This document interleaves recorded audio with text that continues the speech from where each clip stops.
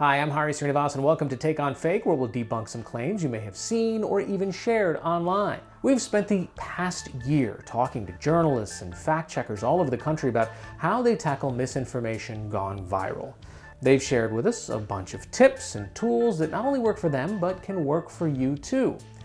Here are 8 steps that you can take, whether it's on your phone or your laptop, to help make sense of all the information you're seeing on your timelines. Know the difference between misinformation and disinformation. It's important to first understand the difference between these two words. You've probably seen or heard them a lot over the past couple of years. Misinformation is false information that is spread regardless of whether there is intent to mislead. Disinformation, on the other hand, is designed to deceive you. It might be a manipulated narrative or completely made up facts. Disinformation is just plain propaganda. So now you know the types of bad information. What can you do when you come across them? Check your emotional response. Social media is designed to get a big reaction out of you, whether it's something to like or love, cry over, or get angry about. If you're scrolling through social media and you see something that really speaks to you and really feels right, and you think, yes, that really solidifies what I think. That should be a warning to you that it might be questionable. Often you'll find that the facts that are included in memes that feel the most right are actually wrong. Look for red flags in the post itself. How do you know if something is wrong? Well, there are a lot of telltale signs that a post may not be legitimate that you can find without leaving your social media feed.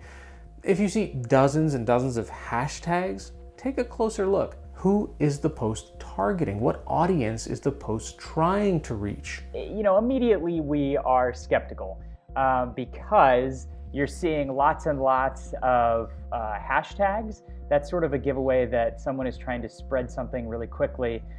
You might even notice a few QAnon hashtags here, which is a fringe but now more popular conspiracy theory. So immediately that was a tip-off. Something does not seem right here. Next, the posts may have already been flagged for you. Most social media platforms work with independent fact checkers and allow them to add labels to posts that are false, misleading, or taken out of context. Open a new tab. New tabs are every fact checker's best friend. We've talked to a lot of journalists, and they all had one thing in common. Just look at all of the tabs. Once you open a new tab, the best place to start is with an internet search. A keyword search can show you where the information came from originally, but you can also cross-reference with other sources and find out if what you're seeing has already been clarified or debunked. Check out the website. Sometimes a social media post will link out to a website.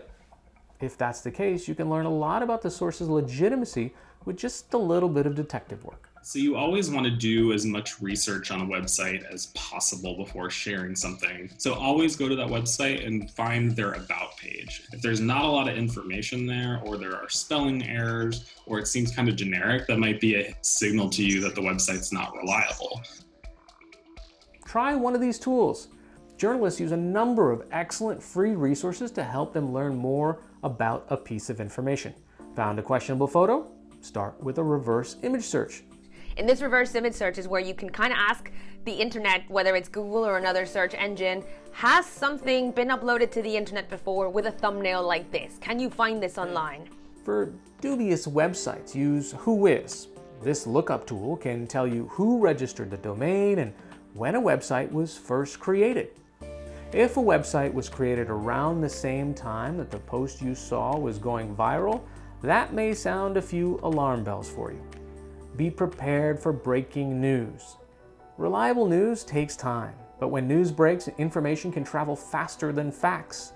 So what can you do to make sure you're getting accurate, up-to-date information? It's really helpful, I think, if you're an individual, to create a list with all of these different journalists, and so that you can monitor them during breaking news. Build your own little stable of experts that you trust, that are verified, and that way you might see that what you're about to share actually showed up here as something that you shouldn't. Exactly.